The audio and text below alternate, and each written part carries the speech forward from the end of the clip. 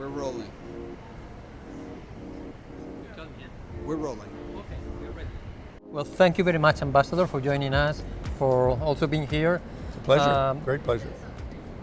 This is a conversation related to the private sector engagement within the UN and in your position of President of ECOSOC. By the way, congratulations. Thank you very much.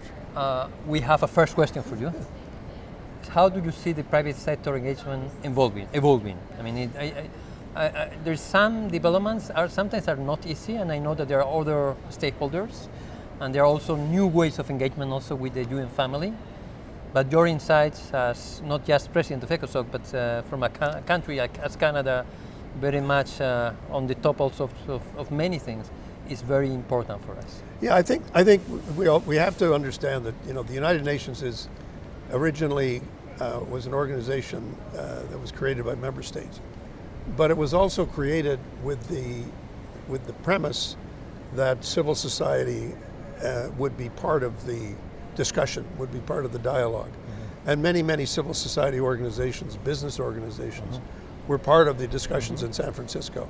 So that's where I think the idea for the Economic and Social Council mm-hmm. came from, which is in the charter. The council is in mm-hmm. the charter. Mm-hmm. So we have to look realistically at the world economy today. The world economy is an economy of partnership, mm-hmm. where governments play a key role, mm-hmm. Depending on the country, 10, 15, 20, 25, 30%, up to 50% of the mm-hmm. economy is in the public sector. Mm-hmm. But the private sector plays an absolutely critical mm-hmm. role in the global economy.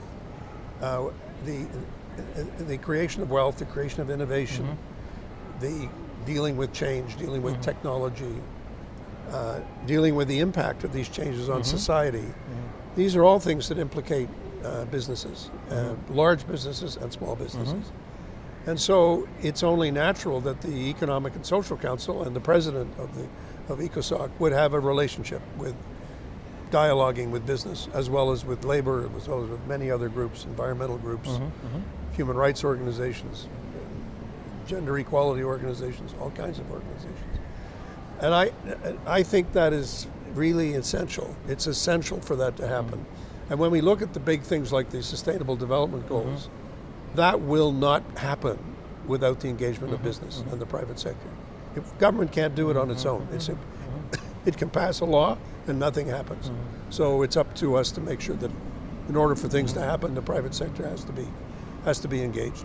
So that's a kind of dialogue that has to lead to some action, isn't it? Yes. At the end of the day, also in terms of collaboration. That's how member states work. All member states work by connecting the aspirations, the treaty obligations, and so on. Whether you take the Paris Treaty or any other treaties that have been signed, mm-hmm. the private sector is essential for the implementation of a treaty. You can set a target for a goal, but you can't achieve that goal without the actors on the ground saying, yes, we will do this. Okay. And then being held accountable. And I think that's increasingly what's happening in many states, where they're being more forward-leaning, if you like, on something like the Sustainable Development Goals. The country that is the furthest ahead is Finland. And Finland is doing it with the private sector, very much involved. And that's the way you have to do it. Yeah, great. Well, let's see how we evolve. You know that we are working also in a declaration, and it's not a declaration just to have a declaration per se, but the idea came that perhaps it's pertinent to strengthen the role of multilateralism for business, and what does it mean, and how important it is for us as business, but also for multilateralism to work with us. I don't know whether you see that pertinent or not, or that's something that perhaps is redundant. It's essential. It's absolutely essential. Look, one of the greatest threats we face in the world today is isolationism. Is nation states saying, no, we're going to put up walls, we're going to put up barriers. And this is a critical problem for the world. And I don't mean this to say anything about one country or another country. It's just a general tendency. And we've seen from history that when one country puts up walls, other countries put up walls, and then they start fighting to see who can build the highest walls. The whole purpose of the UN in 1945 was to say, how can we learn from the mistakes that were made Exactly. between 1920 and Exactly. 1940, Exactly. when it was excessive nationalism and excessive isolationism and excessive protectionism, which drove us down a path, the dark valley, towards the Second World War. And we can't go down that path again. We have to understand that the creation of rules and laws and the respect for others, the respect for business, the respect for labor, the dignity of everyone who's working in the system, and people knowing that the laws are going to be fairly applied, this is all critically important. So hooray if business says we want this structure in place for us, because business needs the predictability. It needs to know when you invest, is the investment going to be respected? When you are engaging in a country, will it be respected? And at the same time, the states have to know that if they establish rules for the environment, for the protection of workers, then those rules will be respected by business. And that's the contract. That's the that equation, should exist. isn't it? Yeah, That's the égal that we have to establish, that sense of equals talking to each other. Yeah, it's true, and also, just to be very frank and honest, we fear that this multilateralism is now being questioned and growingly questioned. Oh, no question. In a moment in which business are operating more and more global, even the small business. Yes. So you need, as you said, certainty. You need rules. You need institutions, international institutions that are working. Yes. So it would be such a bad mistake also to go back. So jeopardizing what has been. We built up these institutions. We built up institutions over decades. Indeed, even over centuries, we built up institutions. And so the question becomes, how do we make sure those institutions are strong, fair, and are respected? Yeah. But I think I would be kidding you if I didn't say that I am very troubled by the tendency to isolationism, the tendency to dismiss international institutions. Yeah. And whoever does that is making a big mistake, because they are ultimately hurting themselves, they're hurting their own people, and they're also hurting others. So you look at it and say, there must be a better way. And that's something that ECOSOC has to be thinking about all the time as we go forward. So the summit of the future, you are very much involved in the summit of the future, and all that has to do also with technology. Again, a new revolution with AI, very difficult to predict, but also has to do with the way we not just do business, but also the way the UN system also perhaps works, and also take into consideration the impact that will have on people's lives. So how do you see that also in terms of the scenario for the coming future of the UN? Well, we're in an age of transition, so and new technologies have been brought to bear. We've been getting used to our cell phones and our computers and understanding how that works. And a couple of things I think we have to stress. Every time a new technology is introduced, it creates profit and interest and excitement.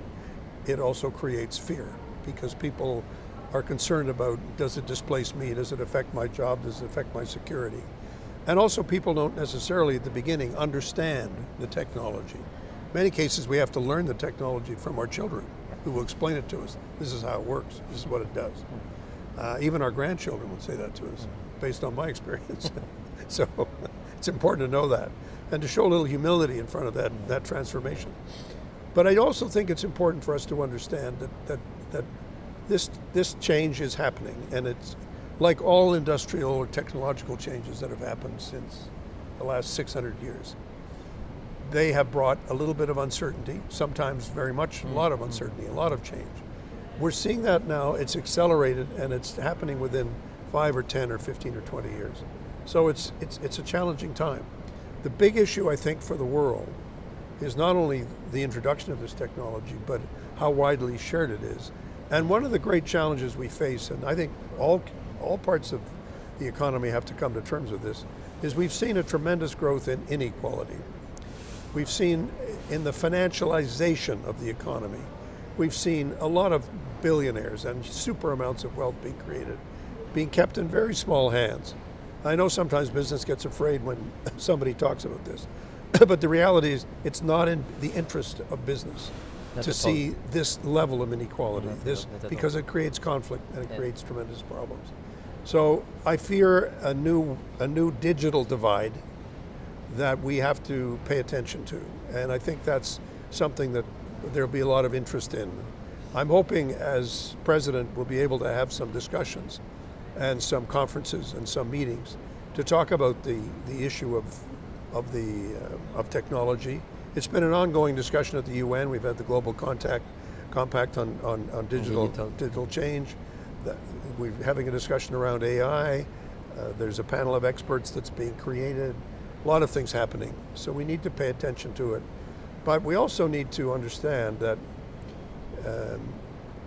those who have tried to stop technologies always fail. have not succeeded. No. So we need to understand that. Then we need to figure out how do we use it and how do we manage it in a way that ensures social cohesion and social justice, if you like, because we can't let it increase the level of inequality in our societies. Which leads also me to another question: is how do you see your presidency in ECOSOC? What's your vision for this year? What are the main challenges you Well, I think you have to be humble in the face of time. A year is not a long time. I mean, I think what we're trying to do at the UN, and I'm part of a process where other presidents have taken this on as well in the past, just succeeding the representative from Chile who's done a great job.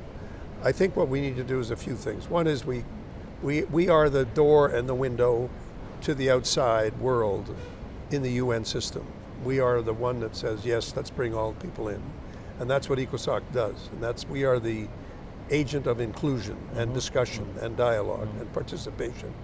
And sometimes it's challenging and it's difficult. We have lots of different groups, different views. And sometimes it's even chaotic, but it's necessary. It's a good chaos, a good trouble to have people wanting to come and speak. Second is on matters of substance. I think the SDGs, we've got to make sure they're part of target. Gender equality, we have to make sure that those are themes that are in place. The SDGs that are there is a theme that we're constantly looking at them. And then we need to look at, I think, some particular areas. One is artificial intelligence. What's really happening with this technology? The second thing is to look at financing for development. How are we really financing? And let's not forget, financing includes taxes, it includes loans, it includes debt, it includes investment. It also includes illegal movement of capital, of money. It includes corruption. So when we look at financing for development, we know that we have to deal with all those questions, illicit financial flows, as well as more financial flows. So we make sure the money is going in the right direction in terms of development. And there'll be some important discussions about that leading up to the big conference in Spain in July of 2025, which will be the conclusion of my presidency. So it's something that I'm very interested in. That would be a good following. end for your presidency. Well, I mean, all things come to an end. You know, I've accepted that fact. Thank you so much, Ambassador. Thank you. It's great to talk to you. It has been a pleasure to talk with you. Lovely talking with you. Thank you. Thank you.